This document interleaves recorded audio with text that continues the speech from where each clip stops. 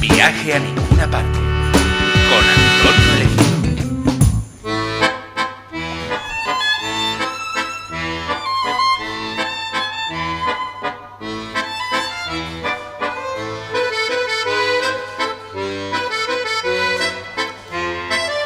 Bienvenidos de nuevo a la singladura de este viaje a ninguna parte. Tendremos que repetir hasta la saciedad, hasta que les quede claro que el término singladura es un término marinero que se utiliza para definir una jornada de navegación. Nosotros vamos y volvemos. Es una singladura en el mismo día. ¿Y a dónde? A ninguna parte, no lo sabemos bien. Algún día dejaremos que hablen los filósofos y que nos expliquen que a lo mejor ese viaje es un viaje hacia uno mismo. Gracias a nuestros amigos que nos indican y nos hablan de sus contenidos es que nosotros iniciamos un diálogo interno.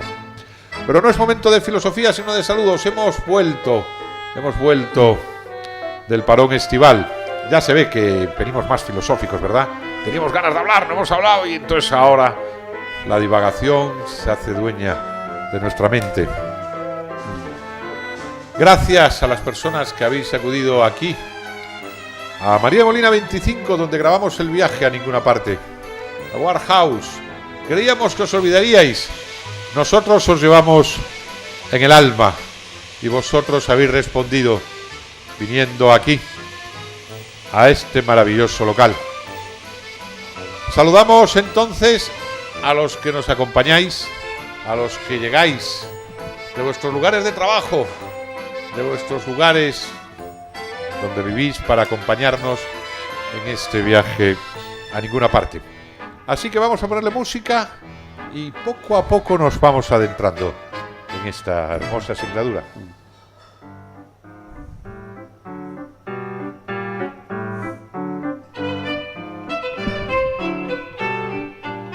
¡Oh, qué hermosa música!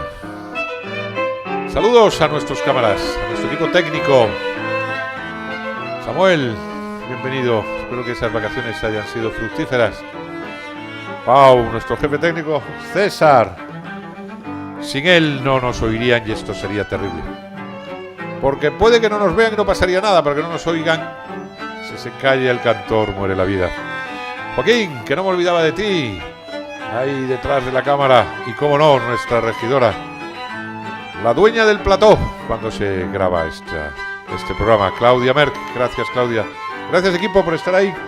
Gracias a nuestros visitantes y, cómo no, a nuestros invitados al programa. Antonio Pérez, que va a tratar un tema hermoso, la cetrería. No me digan ustedes que no es un tema apasionante. Vamos a hablar de los halcones y de la cetrería. También hablaremos de seguros, que hay que estar seguro, no cabe duda. Pero vamos a hablar con Borja. Borja nos va a hablar de ADECOSE, la Asociación Española de Correduría de Seguros. Es un tema muy interesante, ya verán, como aunque parece árido, en realidad es apasionante. Y bueno, ya saben que cada 4 programas viene aquí, a nuestra singladura, nuestra asesora, Natasha Koslina. Viene a hablarnos de las paraciencias, de esos temas tan apasionantes y que tan poco se conoce y que hay tanta confusión. Por eso tenemos a nuestra asesora. Natasha, por cierto, no sabes cómo sigue la gente tu espacio. Sí, de los más vistos, no cabe duda. Bueno, de eso va a tratar nuestro viaje y con un poco de poesía y un poco de tranquilidad comenzamos. Viaje.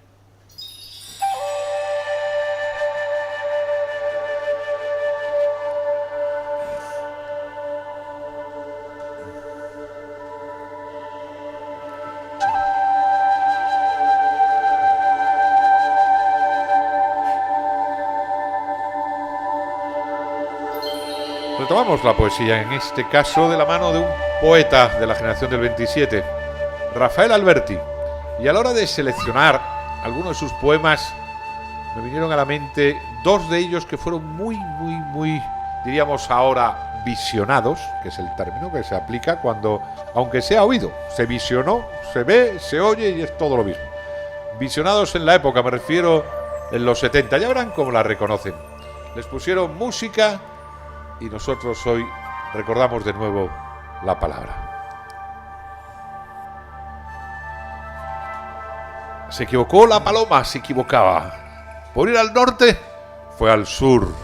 Creyó que el trigo era el agua. Creyó que el mar era el cielo. Que la noche, la mañana.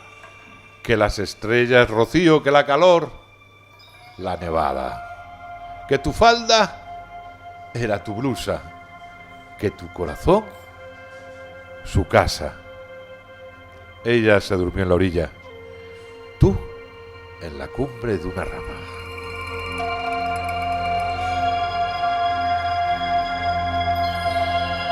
Ustedes recordarán que estos versos los cantaba Joan Manuel Serrat.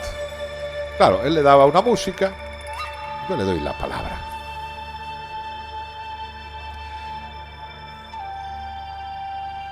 Vamos con otro verso de Alberti. Rafael Alberti, poeta gaditano, comprometido con las causas sociales, controvertido, generación del 27.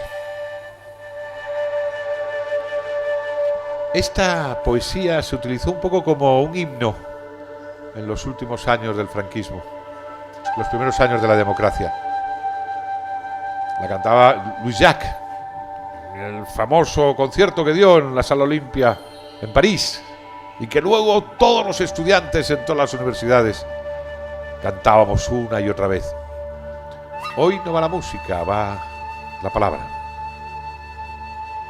Las tierras de España, las grandes, las olas, desiertas llanuras. Galopa, a caballo cuatralbo, jinete del pueblo, al sol y a la luna. A galopar hasta enterrarlos en el mar. A corazón resuenan las tierras de España en las herraduras. Galopa, jinete del pueblo, caballo cuatralbo, caballo de espuma. A galopar hasta enterrarlos en el mar. Nadie, que enfrente no hay nadie, que es nadie la muerte si va en tu montura. Galopa, caballo cuatralbo, jinete del pueblo, que la tierra es tuya.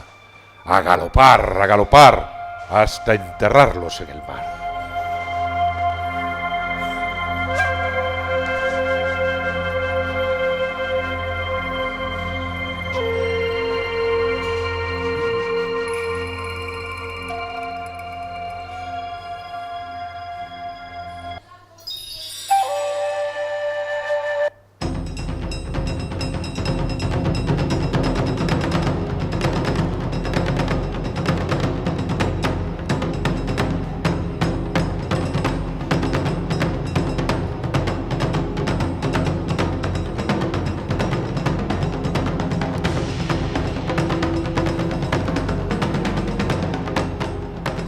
Ya saben que este programa lo hacemos en una suerte de mezcolanza entre televisión, entre la radio e internet.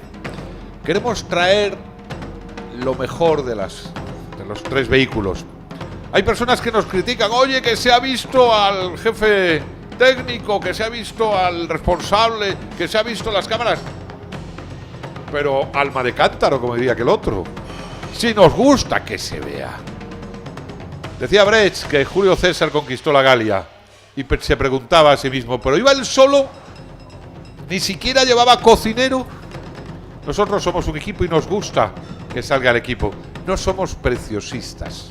Nosotros nos gusta que se vea nuestro atrezo, las personas que están aquí, que se vea el gesto de que suba la música, de que baje, de que se cambie. Así que a todos aquellos que consideran que lo hermoso es estéticamente preciosista, lo lamentamos. Nosotros pensamos que hay otras formas de belleza. Y si no, léanse a Kant y verán que sobre lo bello y lo sublime hay mucho que decir.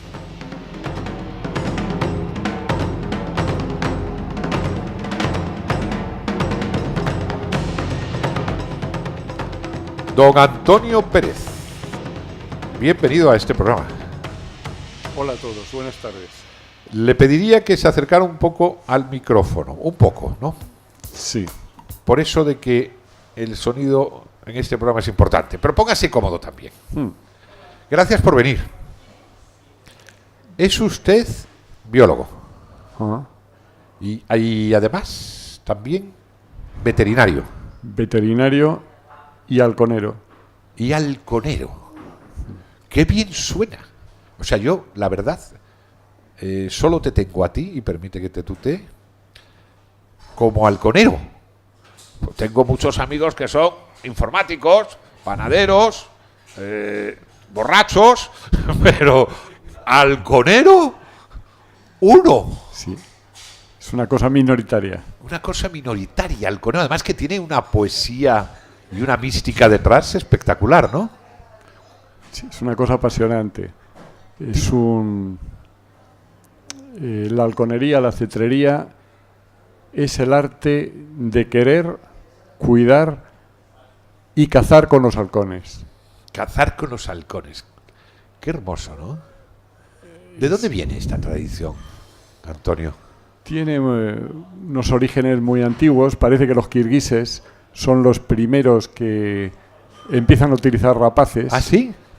Estamos hablando del Asia, los kirguisios. Sí, una leyenda de que Tamerlán ¿Sí? fue expulsado de la tribu suya con su hermano y tuvieron que pasar 3 años de exilio, y para sobrevivir lograron hacerse amigos de un águila que cazaba para ellos. Claro, porque allí en el Asia central, kirguisios, mongoles, utilizan la cetrería con águila. Efectivamente. Que es un pedazo de bicho tremendo, ¿no? Un águila. Nosotros estamos acostumbrados a ver, en muchos casos, el halcón peregrino, que es chiquitín, más o menos, Sí. y ese pedazo de águila en Asia con águila. Pero también hay muchos tipos de halcones, ¿no? Porque yo he visto contigo... Por cierto, ¿tienes cuántos halcones? Sí, el número es bastante grande y como crían en casa cada año, ahora creo que hay 72. 72. Y además diferentes tipos de halcones, Sí, ¿no? hay de todos los tipos. Gerifaltes, sacres, lanarios y peregrinos, por supuesto. Y el gerifante es mi preferido. Gerifalte es lo más, es Pedazo de halcón, ¿no? Blanco. es la alta escuela de los halcones, ¿no?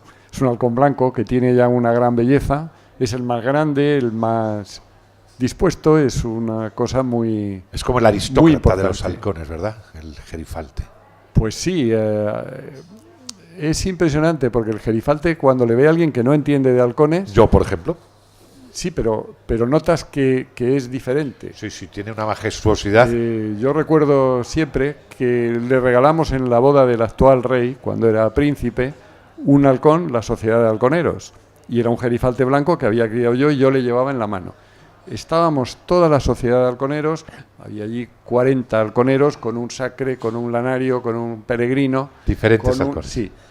Y resulta que llegan los periodistas de Telecinco, de Antena 3, de no sé qué, de Televisión Española, y no preguntaron cuál era el halcón del rey. Vinieron directamente y se pusieron a hacer fotos. Hacer fotos al gerifalte. Porque el gerifalte, él solo es como una porcelana, es una cosa que ya te Es das cuenta espectacular. que tenía que ser ese halcón. Y por que cierto, no podía ser uno de los demás. Por cierto, que tú has sido uno de los primeros en hacer que el gerifalte criara en cautividad. Pues sí, efectivamente. La cría en cautividad de halcones viene un poquito presionada por una mala ley que prohibió la cetrería. La cetrería se prohíbe porque antes cogíamos los halcones de campo y dicen que eso podía llegar a extinguir los halcones. Y entonces había que proteger el halcón y prohibir la cetrería para que no los cogiéramos. Vaya. Eso que nos impulsó con los halcones que teníamos en casa, tener que criar sí o sí o desaparecer. Entonces pusimos tanto empeño en España y en toda Europa y en América que hoy día de muchas especies se cría ya más en cautividad que la población salvaje. Claro, porque yo creo recordar hace ya muchos años que venían del extranjero, concretamente creo recordar que vinieron de Georgia, para ver cómo criabas tú los gerifaltes. Sí. Grifalcon le llaman, ¿no? Y falcones En inglés, en ese idioma. en latín, en inglés lo dicen gir. Y bueno, girifalcon lo entiende todo el mundo, es el nombre medieval, Grifalcon, que es gir falcon. claro. o gir Y que falcon o venían a ver girifalcon. cómo lo hacías. Tú llevas muchos años en esto de la cetrería, ¿no, Antonio? Sí, yo en el año 68 conocí a Félix Rodríguez de la Fuente y la verdad es que es una persona que me impresionó, me impactó. No solo en la faceta que todo el mundo lo conoce de comunicador, un hombre con un carisma y una personalidad, y desde que le vi nos hicimos amigos. Tuve la suerte que él me apreciara. Y en ese sentido puedo decir que soy un poco privilegiado. Desde entonces trabajé con él, en películas, en cetrería, en aeropuertos, y soy de los pocos que tiene un halcón pintado por Félix. Tenía dos su esposa, Marcel Parmentier, y uno el doctor Vitalaza, un Azor. Vaya. Y a mí me hizo un halcón que me lo pintó. Y Te me lo pintó. regaló, que lo guardo como una cosa muy Sí. importante para mí. Antonio, en la Edad Media, ¿no? Se extiende el Sí. tema de los halcones. La cetrería en la Edad Media tuvo un desarrollo porque era una moda de grandes personajes y fue un vínculo de amistad tremendo. Por ejemplo, en las cruzadas, a cambio de un gerifalte blanco, pues dieron los árabes a Felipe Augusto, porque Felipe Augusto dio un gerifalte blanco a los árabes. 5.000 prisioneros cristianos que tenían los liberaron. Por un... Eso te da idea de lo que apreciaban el gerifalte blanco. Creo que hay un libro del año 1300 más o menos, Federico II, en Sicilia, sobre halcones, ¿no? Sí, el Arte Venandi Cunavius. Federico II es un Que yo lo sé y grandísimo- tú lo has leído. Sí, Yo sé es un la anécdota y tú lo has grandísimo, leído. es un grandísimo personaje de la cultura universal. Sí. Y además es un personaje muy Muy importante y que, por ejemplo, lo que la gente no sabe es que la presencia cristiana en los santos lugares Sí. viene de Federico II, que era un hombre, aparte del mejor halconero Sí. de la época y muy apasionado, tenía muy buena relación con los musulmanes. Sí, El señor. Papa le instaba a hacer una cruzada y una guerra. Así es. Y él no quería y ya les comulga y ya sigue Sí, señor. la guerra entre los dos y por fin Federico II dice, vale, voy a la guerra. Y va con su ejército y estaba el ejército cristiano enfrente, el ejército musulmán, y dijo, bueno, vamos a parlamentar. Mira, yo lo único que quiero es que los cristianos puedan ir a los santos lugares, que me respeten el Santo Sepulcro y tal. Y yo te prometo que no va a haber más cruzadas de castigo ni de conquista. Se dieron un abrazo, se comieron un cordero y desde entonces viene que los franciscanos han estado allí libremente hasta el momento actual. Qué bueno. No, además, fíjate, también O sea, que era un es rey hombre extraordinario. Impresionante. Eh, Dos hay- veces comulgado. Dos veces comulgado. Bueno, sí, por eso, era extraordinario. No, además, hay que recordar que junto con Alfonso X el Sabio, que aquí conocemos todos por la Escuela de Traductores de Toledo, él hacía exactamente lo mismo en Sicilia, era contemporáneo a Alfonso X. Los dos, tanto Alfonso X como Federico II, hablaban perfectamente el idioma árabe. Los dos hicieron las famosas escuelas de traductores.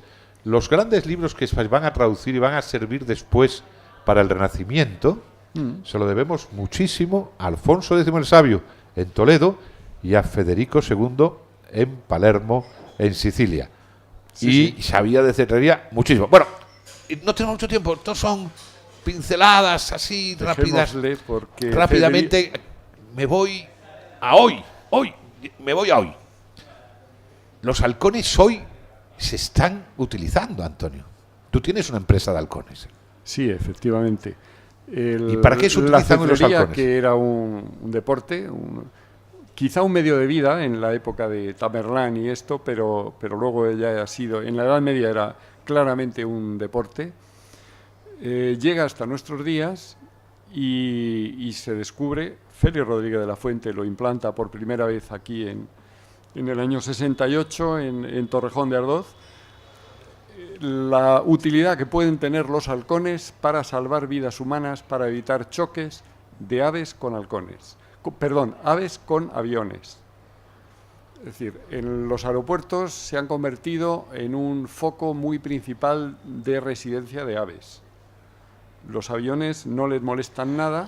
Dice, mira, mi hermano mayor, piensa uno. Sí, al principio se asustan, luego ya viven muy bien en las praderitas al lado de los aeropuertos. Entonces ha empezado a haber muchos choques y accidentes graves. Bueno, te recuerdo el famoso caso del río Hudson. Sí.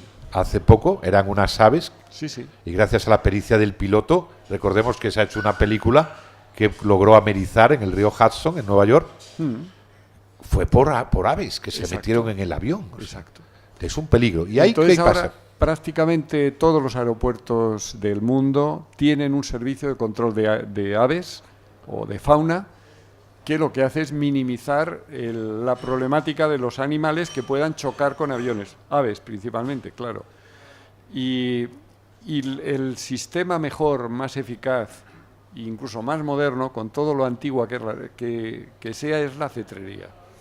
La cetrería tiene un principio que es muy importante, que es que el halcón provoca un terror en las aves. Solo la presencia del halcón volando hace que las aves se vayan. Por instinto también, claro, es un enemigo natural. Claro, se han intentado otros sistemas en los aeropuertos, que es echar veneno, matar directamente a tiros las aves, ¿sí? Poner artilugios, hacer rayos láser, poner sonidos, pero al final se ha dado cuenta que es mucho más importante esta lucha biológica, esta guerra biológica, que basta que los halcones vuelen en el aeropuerto se mantiene limpio de aves. Entonces esto ya no se discute. Modernamente ha habido algún intento de utilizar los drones. Eso te iba a decir, que no sé dónde leí que habían dicho, hemos hecho un dron con pinta de halcón. Sí, pero bueno, esto Cuéntame, científicamente, técnicamente no tiene ningún sentido. ¿No? Porque el miedo que tienen las aves, todas las aves, a los halcones, es una cosa que lleva una evolución de 2 millones, 3 millones de años, que son especies que han ido conviviendo y teniendo miedo a los halcones. Entonces, un pollito de un ave, de una gallina que no ha visto nunca un halcón ni nada, la primera vez que ve la silueta del halcón se aterroriza. Sin embargo, si tú le enseñas un dron, no se aterroriza. Entonces, utilizar drones para asustar, el dron no asusta. Y aunque le quieras hacer como el halcón, primero es imposible reproducir el vuelo del halcón. Ese es el tema. El dron puede el llevar vuelo un motor del halcón. y hacer así, hacer asá, pero es una cosa muy artificial. El vuelo de las aves realmente no se ha imitado. Los aviones y las aves ambos vuelan, pero las aves baten alas y los aviones no, llevan un motor que propulsa Claro. el tema. Entonces técnicamente es un vuelo diferente y las aves se dan cuenta. Y como se dan cuenta que el dron no mata, ni tampoco tienen una memoria genética de peligrosidad de ese dron, porque no la pueden tener, entonces resulta que es un tema que en una semana deja de tener susto para las aves. Que las aves no son tontas. Perfectamente ineficaz. ¿Qué pasó con ese dron allí en Galicia, que me hizo mucha gracia? Bueno, hicimos una prueba aquí en la campiña sobre unos, porque yo creo que hay que estar abierto siempre a nuevas tecnologías y tal. Y vinieron, era un grupo de ingenieros que habían diseñado un dron, ya le ponían de nombre Azor, para asemejarlo a una rapaz, y le habían pintado de Azor. Era simplemente más grande, era como un Azor terrible, de grande y de cara de malo. Entonces, más feo que pagaron, padre. Las aves pues se quedaban allí un poco asustadas en los árboles. Mira que estoy tan feo. Porque creían que tal. Pero tardan en darse cuenta que es un artilugio mecánico, que el aspecto sí, pero no mata, igual, ni coge, claro, ni nada, que acaban tomándolo a broma. De este día les salió un contrato en el puerto de Vigo para quitar gaviota. Entonces estuvieron allí haciendo unos ensayos, hicieron un contrato y empezaron a trabajar. En la primera semana las gaviotas se dieron cuenta del avioncito, porque es un avioncito disfrazado de Azor. Entonces una gaviota se puso a cola del avioncito, le pegó un golpe, y El dron al suelo. azor falso cayó al agua estrepitosamente. Aquello fue Acabó un la fracaso, prueba. lo dejaron. Entonces me llamaron diciendo que si les compraba 2 o 3 azores de estos que tenían, un precio ya más modesto, que si me tenían alguna utilidad para mí. Pero vamos, yo me Para porté que bien. jueguen tus hijos. Sí, bueno. No, Bueno, pero no para ojo, más. los drones son utilísimos, son muy interesantes y van a tener un futuro incluso peligroso. Tienen una utilidad de guerra muy grande, de terrorismo muy grande. Los drones pueden llegar a hacer muy difíciles las concentraciones humanas. Sí. Pero bueno, estamos hablando de halcones. Dejemos Nos el olvidamos los desarrollo. drones. No, pero que no es que diga yo que los drones no valen. Los drones son muy útiles según para qué. Pero no para sustituir a un halcón. No, para el tema de halcones y prevención de Por- choques aéreos. decía no. que tú tienes una empresa, vamos a hacer publicidad. A mí me encanta hacer publicidad. Dice, no lo digas pero porque... a no, mí- no he venido a hacer publicidad. No, yo sé que no has quiero, venido a hablar me- de tu libro. No me gusta. No pero, me gusta. ¿cómo se llama la empresa? No me gusta. ¿Cómo se llama? Falconer de Lesilles. Bueno, pues ya lo sabéis. Falconer de Siles, publicidad. Es que son tan tontos estos otros los colegas que dicen, no haga publicidad. O sea, que le haga a usted venir, se toma su tiempo, viene a ayudarme y encima me pongo exquisito, no hable de su publicidad. Aquí se habla del libro, hombre, claro que sí. Pero que te decía, da igual lo de la publicidad, sino estás con varios aeropuertos, Sí. con los Sí, halcones. trabajamos en varios centros y también en otro tipo de centros donde se necesita que no haya muchas aves. Creo que con la NASA. Sí, efectivamente. Es como esto me he leído yo En mi lección. la NASA tiene 3 centros, uno en Australia, otro aquí en Robledo de Chabela y otro en Houston. Y estos tienen unas grandes parábolas que captan todos los satélites de los móviles. Sí, me acuerdo todavía cuando el llegaron a Ariane la Luna, 2. estaban con Robledo Sí. de Chabela emitiendo. Sí, y entonces estos son unas pantallas gigantescas que las aves las ha dado por subirse en la pantalla y posarse allí y hacen interferencias. Y las manchan y las... Y ahí van los halcones. y Oye, entonces váyase usted de aquí, tenemos que un esto es servicio de privado, halcones para quitar esas aves. que es muy bien. Bueno, ya acabó la entrevista porque yo me pasaría horas y de hecho me lo pasaréis después. Pero vamos, para ser inmortal no hace falta ser eterno. Con una anécdota que te pediré brevedad, pero que me la cuentes. Algunos han visto una película que se llama Halcón Maltés. ¿Qué es eso del halcón maltés? Porque tiene una base histórica. Bueno, El halcón de el Malta. halcón maltés tiene una base histórica. Tenemos 50 segundos. Sí, bueno, pues muy rápido. Cuando los turcos echan de Rodas a los caballeros de Rodas, entonces estos vagaban en los barcos, porque al final tuvieron que reembarcar, montar en barcos y se fueron por el Mediterráneo. Sí. Atracaron en Marsella, Niza, estuvieron ahí un tiempo, no les dejaban estar. Entonces, Carlos V, emperador de Alemania y rey de España, les dijo que les daba la isla de Malta, se la concedía para que ellos se quedaran allí, pero que a cambio le tenían que dar un tributo, esto era una cosa un poco medieval, un tributo anual de un halcón. Sí. Ellos se quedaron encantados y desde entonces se llaman Caballeros de Malta.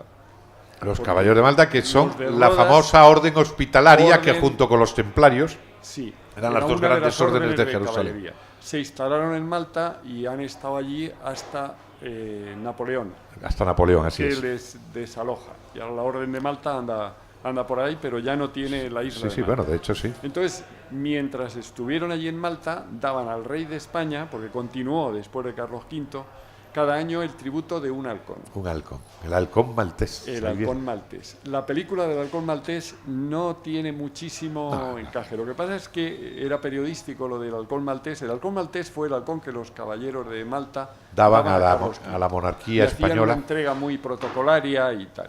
Tú, de hecho, Esto estuviste... hemos hecho una Lo habéis revivido de nuevo. recreación, Recreación, los sí. halconeros del rey de España.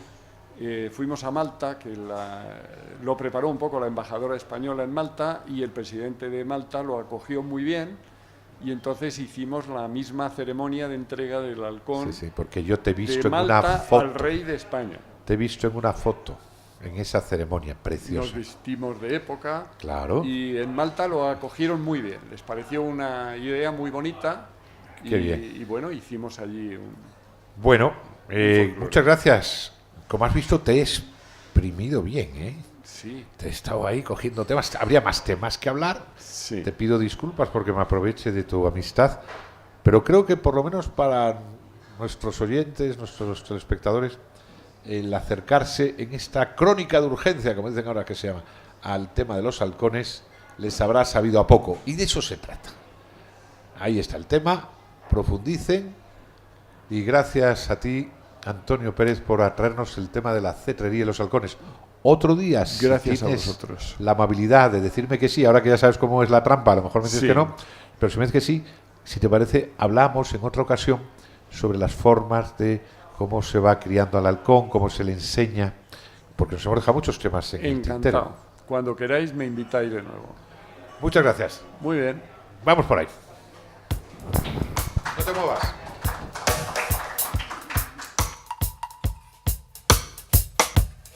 Lick it out just like that. Inspiration, wicked vibes, and we're taking out the intentions of all the wives.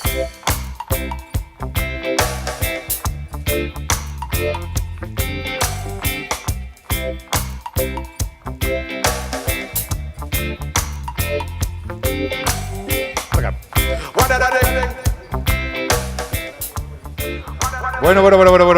Que no cunda el pánico, que aunque se nos va a ir nuestro invitado, hay más invitados y temas muy interesantes. Antonio, con tu permiso, tenemos aquí en el programa una costumbre que es la pregunta Barimon, en la que le preguntamos a todos nuestros invitados por la libertad. Entonces, con tu permiso, te voy a hacer la pregunta. Antonio, ¿qué es para ti la libertad? Es una de las cosas más importantes de la vida, pero se ha hablado tanto de la libertad que querría poner 3 citas. Una de ellas, lo que decía Cervantes, que por la libertad el hombre puede y debe arriesgar la vida, que me parece muy bonita. Sí. Otra de una canción que dice: no hay bien más preciado que la libertad. Es el himno de los anarquistas. Y había una tercera cita que es: la libertad es el precio que paga mi... Perdón, la soledad es el precio que paga mi libertad. La libertad es un tema amplísimo y me parece que sin libertad no merece la pena la vida. Muchas gracias. Adelante, vamos, sigamos con el programa. Gracias, Antonio.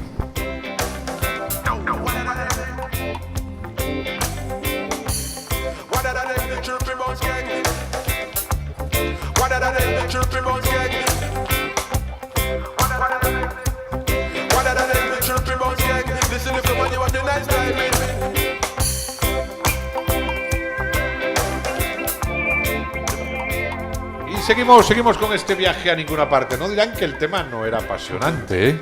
Los halcones, la cetrería. La lástima es que son temas tan bonitos que nos pasaríamos horas y horas. Pero bueno, para eso hay más programas, en otras ocasiones. Lo importante es que nos hayamos acercado, que hayamos, aunque solo hayamos soteado el asunto, porque seguro que nuestra curiosidad, nos metemos en internet, nos bajamos el famoso libro de Federico II, investigamos, qué sé yo, se encuentra algún día por la calle con Antonio Pérez y si él tiene la amabilidad de aceptarles una invitación a comer, pues entonces a lo mejor se aprovechan y pueden sacarle alguna idea. Pero seguimos con nuestro programa y vamos a tocar un asunto muy interesante, ya verá. Don Javier Pérez, no sé si te han puesto bien el micro. Montaraz.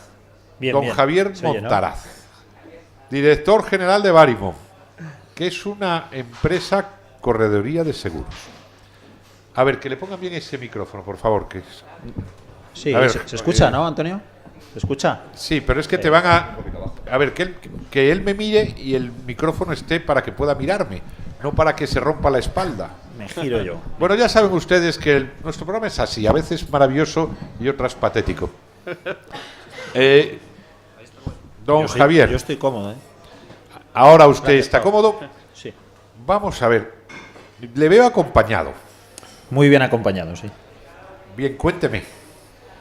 Bueno, pues yo hoy voy a presentar, y tengo el honor de hacer la presentación a un amigo que hace años que nos conocemos ya, que es una persona fantástica a nivel humano y a nivel profesional, y que nos ha costado traerle porque tiene una agenda bastante apretada. De hecho, ayer hablaba con él y venía de Estonia, ha estado viajando por toda Europa. Bueno, es el gerente de ADECOSE, asociación a la que pertenecemos hace ya unos cuantos años y con la que compartimos pues muchos de los valores que aquí en algún programa tuvimos defendido, ¿no? Y que defiende Barrymore y que defiende nuestra correduría, que es la ética, la educación financiera en nuestro caso, y el trabajar con esos principios por encima de cualquier otro, ¿no? Y Borja, bueno, pues es el gerente, Borja López Chicheris, el gerente de esta asociación, que como es muy humilde, seguramente, pues ahora lo presentará él y mejor que él nadie, pero no dirá muchas de las cosas que es hoy ADECOSE, pero es es la asociación más prestigiosa del sector. Lleva ya la misma edad que tengo yo, este año somos del mismo año, del 77, 40 años trabajando por y para el sector. Y bueno, yo creo que mejor que él nadie para presentarnos. Muy bien, bueno, gracias por esa introducción, Javier. Borja, bienvenido. Muchas gracias. A nuestro programa. Encantado. Claro, uno de los lemas de este programa es: nada de lo que es humano nos es ajeno. Lo digo porque si alguien dice que vamos a hablar de seguros y de correduría de seguros, pensarán que es un tema soporífero. El problema es que cuando yo me he iniciado en el asunto, no solo no es soporífero, sino que es muy interesante, y yo diría que es necesario por lo urgente de la situación.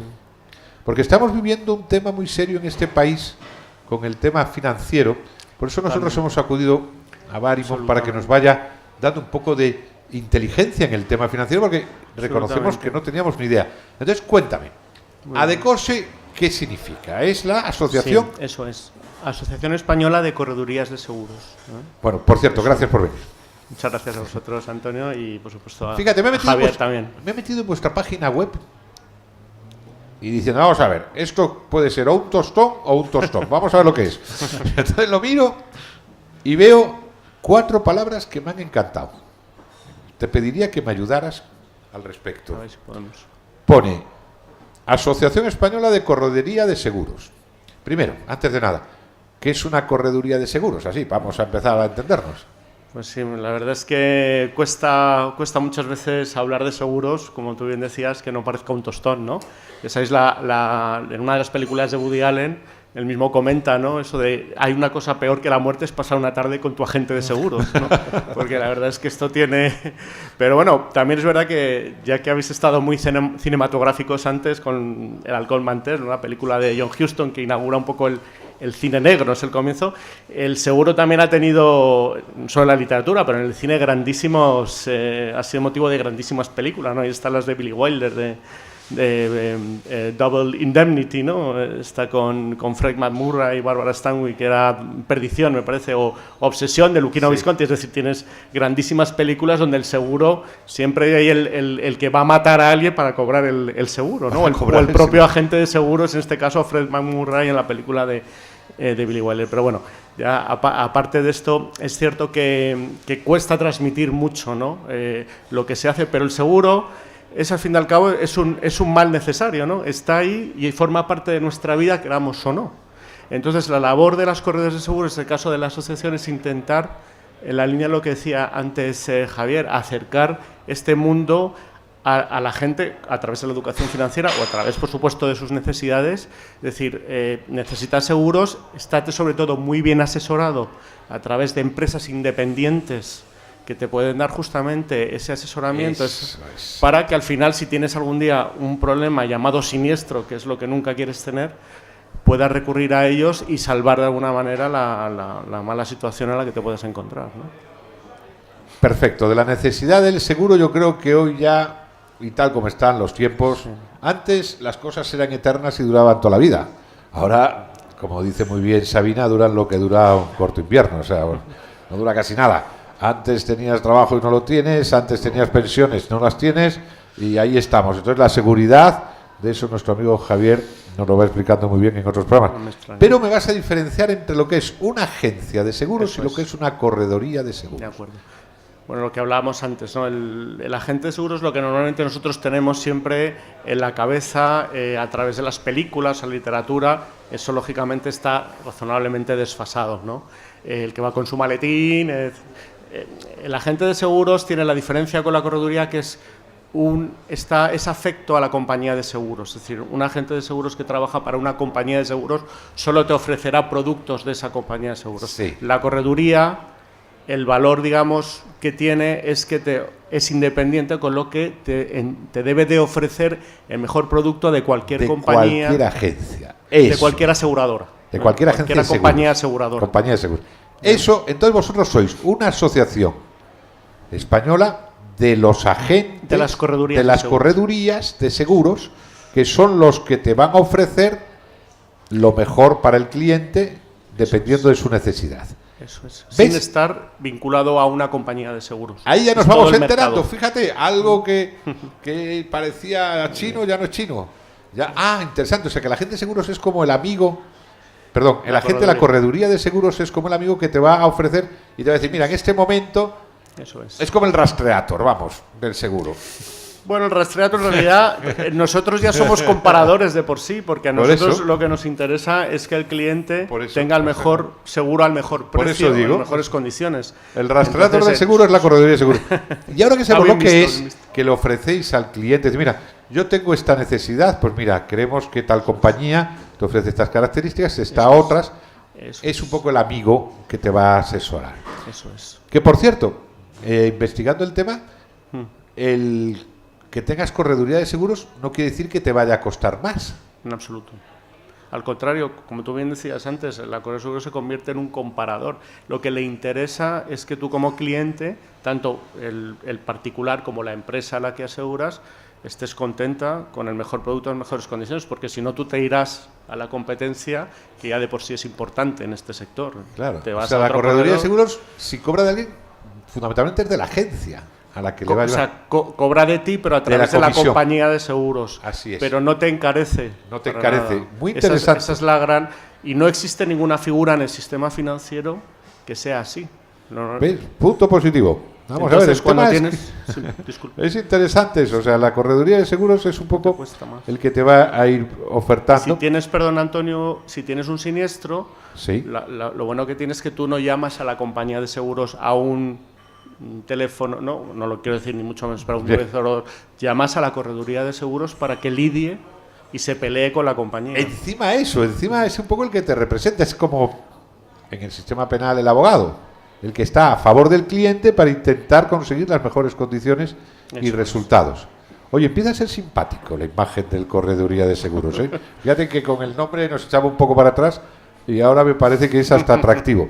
Y entro en la página web, ya sé de qué estamos hablando, y pone estas 4 palabras que antes te mencionaba, que tú conoces también. Objetividad, ética, transparencia y servicio. Me llamó mucho la atención. Cuéntame.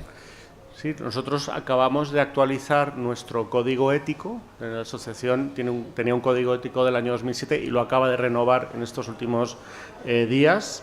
Y lógicamente, como profesionales o empresas que son, necesitamos, lo más importante hoy en día, tú lo has dicho muy bien, Antonio, al principio, con toda la marejada que ha habido en el sistema financiero, donde todo se contamina. Nosotros, que tenemos una representación importante en Europa, la Federación Europea, y vemos mucho a las instituciones europeas, tenemos que estar todo el día implorando para que las maldades que han hecho las entidades financieras y los bancos no se nos traslade a nosotros, porque lo fácil siempre es tabla rasa y homogeneizar, ¿no? Y eso, justamente, los códigos éticos, para eso están, para aplicarlos y para que... Vamos, tenemos 1000 ejemplos de cómo ha habido etapas en las que Absolutamente. se ha aprovechado de la buena fe de la gente. O sea, que qué bien que haya profesionales independientes e imparciales que se pongan Totalmente. a hablar con la gente, decirle, mira, yo soy un profesional, te voy a asesorar, no tengo ningún interés porque Totalmente. me da igual, yo creo que o esto, te lo voy a... Que también es una buena medida de presión a las agencias, ¿no? A las aseguradoras. A las aseguradoras. Pues, oye, como Totalmente. no lo pongas bien, Absolutamente. yo tengo Totalmente. 400.000. Eso es lo que decías tú muy bien del comparador, ¿no?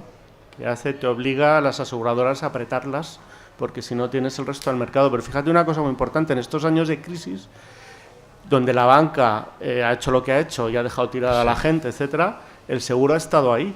Podemos imaginar un mundo. Hay un vídeo muy interesante, que es muy largo, pero muy interesante, donde aparece como un mundo futurista del año 2030 o 40, no recuerdo. Está en inglés, pero vamos, si queréis donde hablan, unos profesionales hacen ver que el mundo del seguro ha desaparecido. Entonces, una sociedad tipo Blade Runner o Minority Report, donde no ha existido el seguro durante años, como la vida de todas esas personas se ha deteriorado enormemente. Y en estos años, imaginaos lo que ha podido ser que mientras que las entidades financieras han cortado totalmente la financiación, la gente ha podido seguir asegurándose su vida, su coche, sus empresas, de ahí el seguro ha estado, ¿no? Y eso es algo que nuestro sector vende francamente muy mal, ¿no? Bueno, ya me está avisando mi regidora. El tema me parece apasionante, pero volvemos otra vez al comienzo. Después de lo que más he estado esclareciendo, ahora yo creo que nos queda bastante más claro la función de ADECOSE, Asociación Española de Correduría de Seguros. Con vosotros, en vuestra asociación, están estos profesionales, estas empresas. Eso es. Ahí lo que hacemos es intentar que la legislación sea lo más acorde a nuestros intereses, en esa dinámica que os comentábamos de presión por parte de las instituciones para homogeneizar el sistema financiero y digamos que toda la influencia bancaria trasladarlas a nosotros, evitar eso e indudablemente intentar darle valor a estas empresas, a estas correas de seguros, para que justamente a los clientes les puedan prestar el mejor valor posible. Un gran trabajo, porque en cuanto más consigáis más ética, más transparencia, más objetividad y mejor servicio, evidentemente la gente trabajará más con vosotros. Por eso ese es el objetivo de vuestra asociación. Disculpa la brevedad, pero creo que ha sido muy esclarecedor lo que nos has dicho. Y tiene en el momento en el que vivimos mucha importancia. Que sepamos que existen esos profesionales que están ahí, que nos pueden asesorar y que su característica de la excelencia va a favor nuestro y no, como muchas veces decimos, por nuestra ignorancia, que el sistema ellos siempre ganan y no sé qué cosas. No, y si me permites, Antonio, cuando salen las reclamaciones del sector asegurador, que todos los años hay una memoria de reclamaciones, las relacionadas con nuestro canal, que somos aproximadamente el 16-18% de lo que se distribuye en seguros, son apenas el 1% de todas las reclamaciones que hay en el sector asegurador. Es decir, que nosotros no somos... Tenéis esa gala de ser buenos profesionales. Ahí está, señores. ADECOSE. Javier, muchas gracias. A ti, Antonio, y a Borja, sobre todo. Y así nos vamos enterando más despacio de ese asunto del tema financiero. Al final me vas a tener que contratar porque me voy a hacer experto, ya verás. Todo lo que pregunto. Muchas gracias, de verdad. Y ya saben, seguimos comentando en este programa, lo terreno no se opone a lo eterno.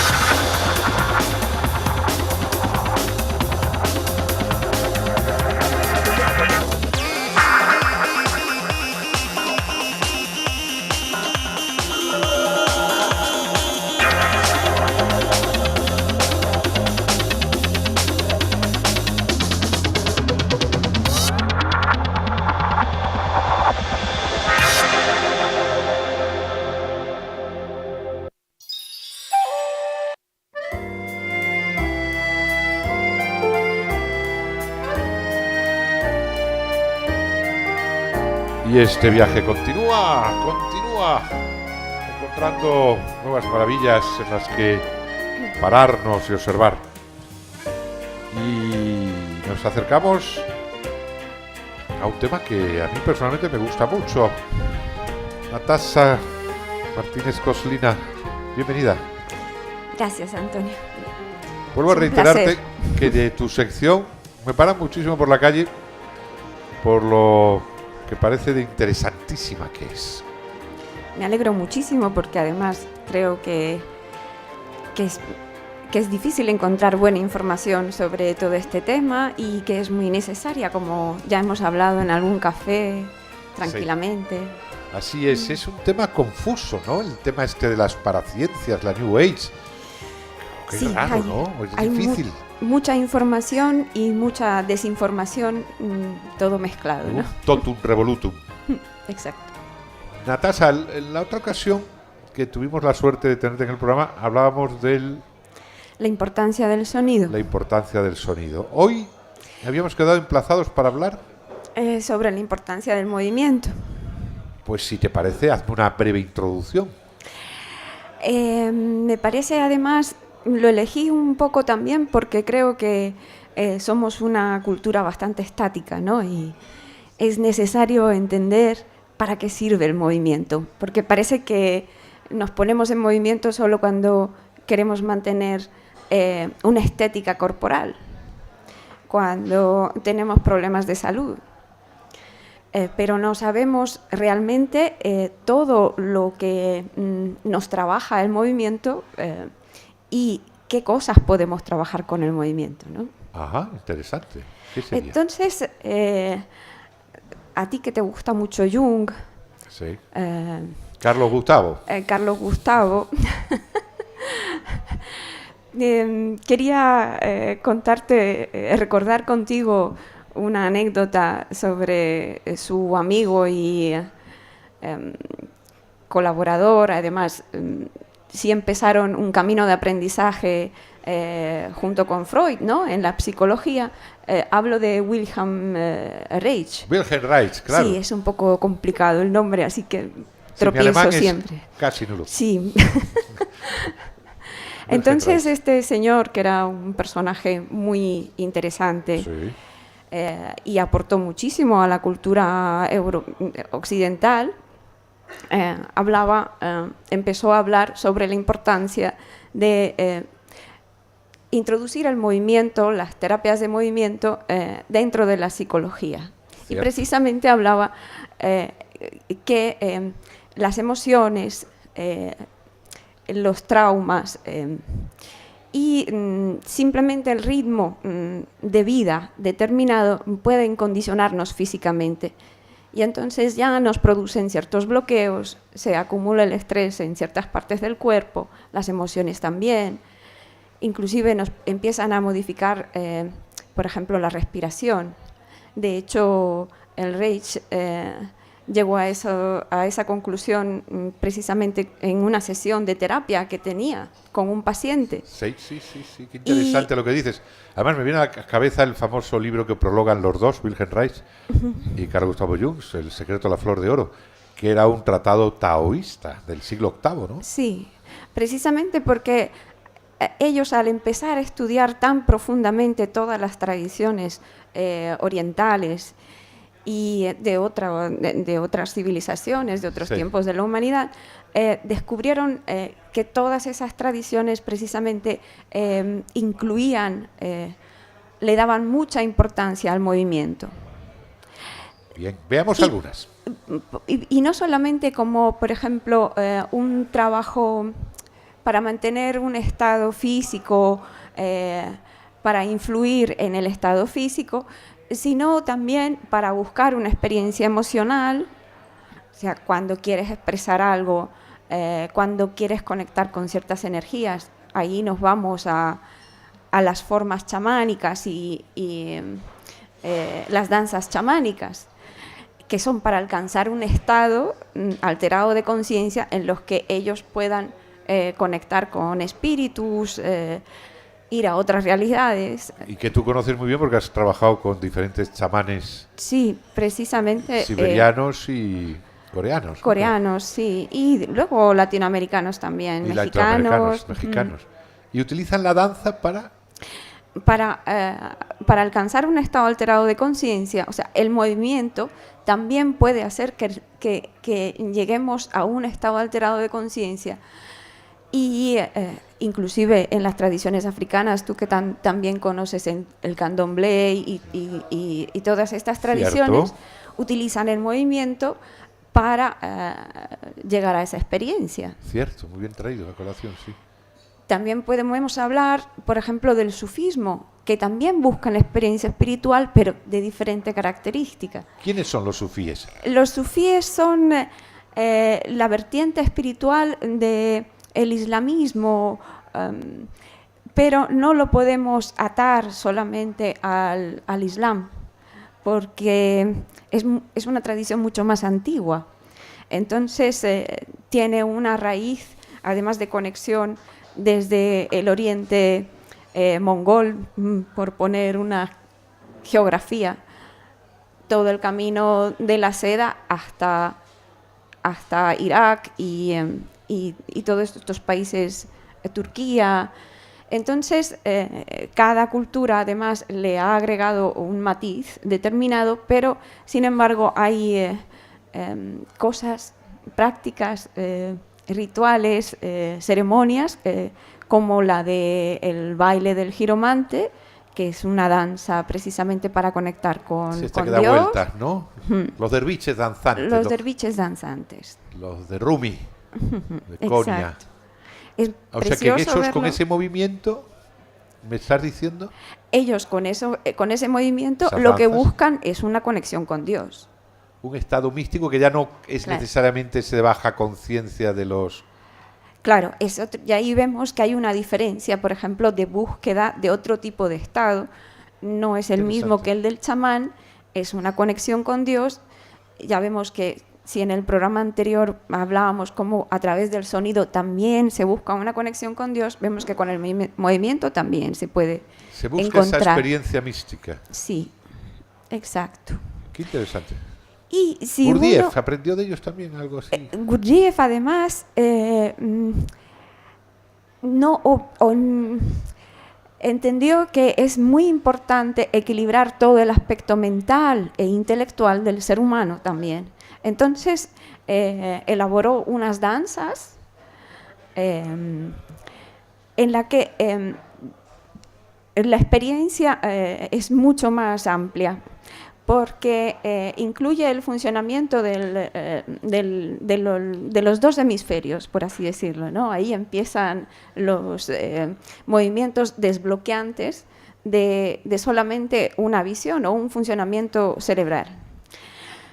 Porque graciosamente y artísticamente la coreografía está dispuesta como en tabla, se varían los movimientos y las direcciones de los movimientos. O sea, una fila, de pronto se arma una fila y todos siguen el mismo movimiento, todos de la primera línea. En un tiempo determinado la coreografía se repite solamente en las líneas así. Entonces, en realidad vemos que está trabajando con el espacio y el movimiento de tal forma que nos ayuda a modificar nuestro funcionamiento cerebral, ayudando precisamente a romper los bloqueos físicos cuando hacemos movimientos desestructurantes, o sea, un brazo hacia arriba y sí, psicomotriz, lo que hablábamos de la ruptura de la... Es complejo lo que estás Sí, contando. es ¿no? muy complejo. O sea, coreografía por un lado, psicomotricidad. Y luego además, claro, se produce una compenetración con el compañero porque tienes que seguir el movimiento del otro, o por lo menos tiene que haber una sincronización de los movimientos de todos los danzarines. Y al mismo tiempo cuenteos matemáticos, parece ser también. Claro, al final esa coreografía es como una tabla basada en una matemática determinada, ¿no? Porque se van de pronto planificando de diferente forma O sea, en cada movimiento. Nada azaroso el tema, todo Nada azaroso, intencional. nada. No. Complejo, las danzas sagradas de Gurdjieff. Sí, ahí inclusive se puede hablar de un trabajo sobre el aquí y ahora en esa forma, ¿no? Trabajos atencionales. Claro, atencional, porque al final tienes que estar pendiente del movimiento de todos. Entonces, esa es una forma muy interesante. muy difícil. De hecho, me resulta difícil encontrar a alguien que baile estas danzas que no sea practicante de Gurdjieff, de las enseñanzas de Gurdjieff. Pero de todas maneras podemos ir a otro tipo de prácticas o escuelas o formas de disfrutar del cuerpo y del movimiento. Por ejemplo, acabando porque ya me han pasado que se pasó el tiempo. Por ejemplo, algo más sencillo por ahí. Algo más sencillo por ahí, lo más sencillo, de todas maneras, es simplemente como la Gestalt y otras escuelas, Gestalt, sí. Permitir al cuerpo que se exprese. O sea, no basta simplemente hacer ejercicio físico, también hay que dejar que el movimiento descargue otro tipo de emociones, conecte contigo, o sea, que el movimiento sea algo más que una experiencia física netamente. Claro, creí que me ibas a hablar del Tai Chi, El Tai Chi es, claro, el Tai Chi es formidable. porque yo sé que eres una gran profesora de Tai Chi. Sí. El Tai Chi es para mí una de las prácticas más complejas y completas, porque toca lo físico, lo espiritual, lo psicológico, lo emocional y lo energético más sutil. Entonces, Vaya. sirve para todo. Así que ya saben todos estos vigorésicos de Occidente. Queridos amigos, cuando van ustedes al chunda chunda de los gimnasios, es interesante, no cabe duda, pero no se olviden que correr es de cobardes. Hay otras realidades que tienen que ver con el movimiento, con la energía, con el desplazamiento del estado interno, y que gracias a nuestra amiga Natasha hoy hemos podido otear. Como siempre nos quedamos a las puertas, ¿no, Natasha? Claro, recomiendo de todas maneras que me escriban al mail los que tengan más preguntas o quieran saber algo más. Ah, como el consultorio de Doña Francis. Esta. Sí. Esto Vale, ya. ¿cuál es tu correo electrónico? Porque sé que aparece en el En la- vídeo, pero recuérdamelo. Ya no me acuerdo. Bueno, pues lo ponemos abajo. Tú tampoco Es lo has venido a que hablar de tiene- tu yo- libro. Aquí no viene nadie a hablar de su libro. Pero bueno, admites entonces... Bueno, además también ella da cursos, o sea que apúntense a sus cursos los que quieran saber más. Aquí no hemos venido a dar clase, sino a abrir ventanas de los temas que tratamos. A despertar curiosidades, que eso es tan importante en el ser humano. Si no son curiosos, no querrán aprender. Por lo tanto, no estudiarán y serán tontorrones. No lo olviden.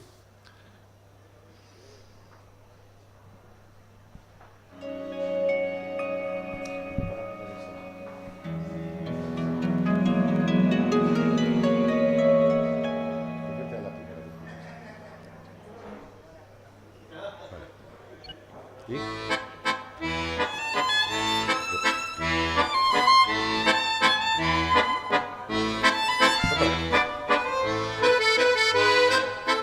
Muchas gracias, Natasha. Muchas gracias a vosotros, a todos. Ha Muy sido muy ilustrativo lo que interesante. nos has dicho. Gracias. No cabe duda que nos va a permitir reflexionar sobre lo que has comentado. Muchas gracias, Javier, y muchas gracias, Borja. Para que luego digan que no se puede hablar de seguros y aprender cosas. Antonio Pérez, los halcones, la cetrería. Qué interesante. Nuestro viaje llega a su fin. Esta cicladura, ya vemos la bocana del puerto. Agradecer a tanto y buen amigo que ha venido a nuestro programa a visitarnos. ¿Estáis ahí? Gracias. Y por supuesto a nuestro equipo técnico. César, Pau, Samuel, Sergio. A todos que hacéis posible este programa. Claudia, por supuesto. Claudia, nuestra Rottenmeier. Sin ella sería imposible que el programa fuera hacia adelante. Es fundamental que nos marque los tiempos, porque nos volvemos locos. Aquí y ustedes que os están viendo en casa, en alguna de las 100 cadenas de televisión local que por toda España nos sintonizan, a Radio Círculo, o bien por internet, YouTube. Gracias por estar ahí. Su presencia y saber que le están sintonizándonos desde más de 34 países por medio de internet nos hace mejores. Nos vemos.